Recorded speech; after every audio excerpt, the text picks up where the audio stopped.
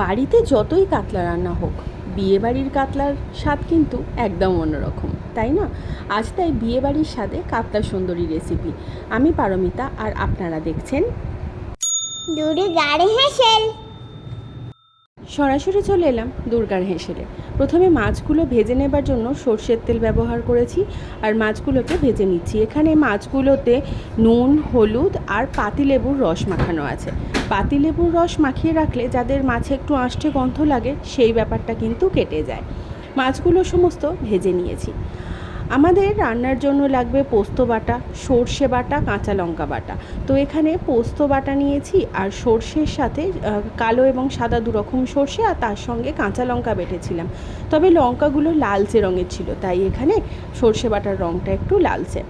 আমি সমপরিমাণ পোস্ত বাটা, সর্ষে বাটা, কাঁচা লঙ্কা বাটার যে মিক্সটা সেটা, আর তার মধ্যে 1 চামচ দই নিয়ে নিয়েছি। জল দিয়ে বেশ পাতলা করে গুলে নিয়েছি। এরপর মাছের তেলেই মাছের তরকারি করব। তো মাছ ভাজা যে তেলটা ছিল তার মধ্যেই আর কি এখানে ওই মিশ্রণটা দিয়ে দিয়েছি। নুন দিয়েছি আর হলুদ দিয়েছি। যদি আপনারা সবুজ লঙ্কা বাটা ব্যবহার করেন, সেক্ষেত্রে এখানে একটু সামান্য শুকনো লঙ্কার গুঁড়ো ব্যবহার করতে পারেন রঙের জন্য। রঙটা বেশ ভালো লাগে।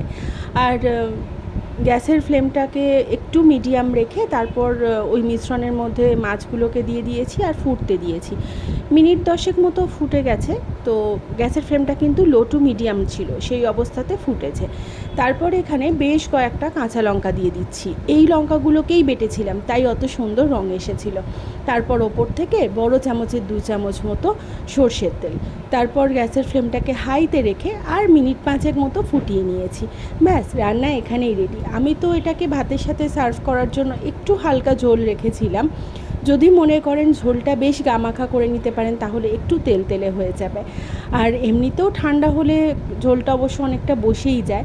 তো বাকিটা আপনার হাতে। আজ তবে আসি, দেখা হবে অন্য ভিডিও নিয়ে।